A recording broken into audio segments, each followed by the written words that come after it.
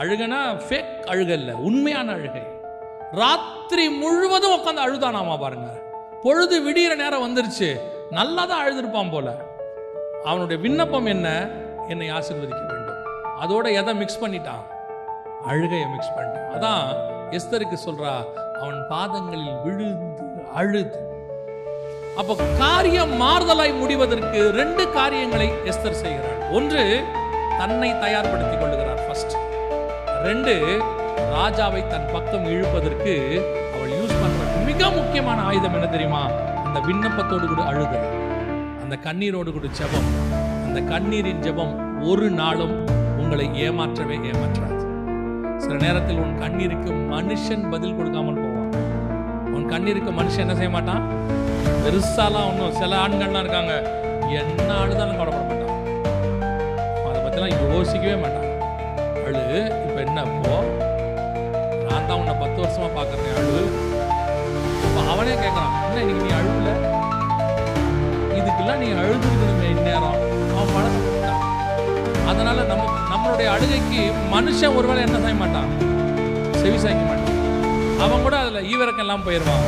ஆனால் உண்மையாய் நாம் தேவ சமூகத்தில் விண்ணப்பத்தை அழுகையோடு கூட ஏறெடுக்கும் பொழுது தேவனாகிய கர்த்தரால் நம்மை தாண்டி போகவே முடியாது. நாம் கேட்கிற ஜெபத்திற்கு பதில் தந்து விட்டுத்தான் போவார். அவருக்கு என்ன நடந்தாலும் சரி, அவர் பதில் தராமல் போகவே மாட்டார். 3 இன்சிடென்ட் அதுக்கு ஒரு நல்ல உதாரணம். ஒன்று, மரியாளுடைய ஜெபம், அழுகையோடு கூட செய்கிற ஜெபம். 2, எஸ்தருடைய ஜெபம். 3வது, யாக்கோபினுடைய ஜெபம்.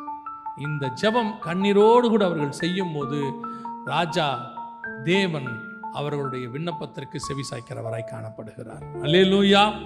காரியம் மாறுதலாய் முடிய வேண்டும். என்ன செய்யணும்? முதலாவதாக அவர்கள் செய்த மிக முக்கியமான ஒரு காரியம், எஸ்தர் செய்தது, தன்னை தயார்படுத்தி கொண்டால், ராஜவஸ்திரம் தரித்து கொண்டால், உபவாசம் இருந்தால், புசியாமல் குடியாமல் காத்திருந்தால், அவளுக்கு தங்கிட்ட இருக்கிற அதிகாரத்தின் மேல அவளுக்கு நம்பிக்கை இல்லை. நான் ராஜாத்தி, ராஜகுமாரத்தி, நான் சொன்னா நடந்துரும், அதெல்லாம் எல்லாம் நான் ராஜா கேட்பாரு, அந்த கான்ஃபிடென்ட் எல்லாம் கிடையாது. ராஜா என்னை எவ்வளவு நேசிச்சாலும் சரி, முதல்ல நான் தேவன் கிட்ட போய் ஒப்புரவாய்க்கிறேன், நான் முதல்ல அங்க ரெடி ஆகிக்கிறேன். 2வது, ராஜாவை அசைக்கக்கூடிய ஜெபம். இது 2ம் சேர்ந்து ஒரு இனத்தையே காப்பாற்றி முடிச்சிருச்சு. அல்லேலூயா. நீங்க இந்தியாவுக்காக ஜெபம் பண்றீங்க, இஸ்ரேலுக்காக ஜெபம் பண்றீங்க, காசாக்காக ஜெபம் பண்றீங்க, எல்லாம் ஜெபம் பண்றீங்க, நல்லது. எந்த ஜெபத்தையும் நாம் இங்க குறை சொல்வதற்கு இல்லை. ஏன்னா வசனம் சொல்லுது, ஜெபத்தை கேட்கிறவரே மாம்சமான யாவரும். இந்த மெசேஜ் நேரத்தை தவிர மிச்ச நேரத்தில் நீங்க என்னதான் பண்ண போறீங்க? ஜெபம் பண்ண போறீங்க. உங்க ஜெபம் உண்மை உள்ளதாக, ஆயத்தப்பட்டதாக, கண்ணீரோடு கூட உண்மையாய் இருக்குமானால் நீங்கள் ஜெபிக்கிற அத்தனை ஜெபத்திற்கும் கர்த்தர் பதில் கொடுக்க வல்லமை உள்ளவராய் இருக்கிறார். ஏன்னா ஒரு ஜெபம் கூட மிஸ் ஆகாது. பைபிள் அப்படிதான் சொல்லுது.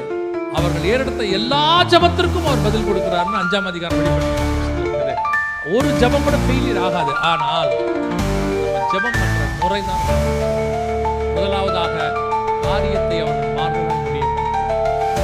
கர்த்தர் அதை செய்ய வல்லமை உள்ளவர். ஒன்று தெரிஞ்சுக்கணும், உங்கள் எதிரிகள் உங்களுக்கு விரோதமாக எழும்பி உங்களை தூக்கிலிட நினைத்தாலும் கர்த்தர் அதை மாற்றி போட வல்லமை உள்ளவர்.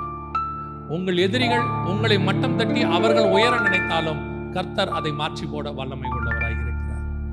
3வதாக, அவர்கள் பகைவர் அவர்களை மேற்கொள்ள நினைத்தாலும் அவர்களை மேற்கொள்ளக்கூடிய அளவிற்கு கர்த்தர் காரியத்தை மாறுதலாய் முடிய பண்ண வல்லமை உள்ளவர்.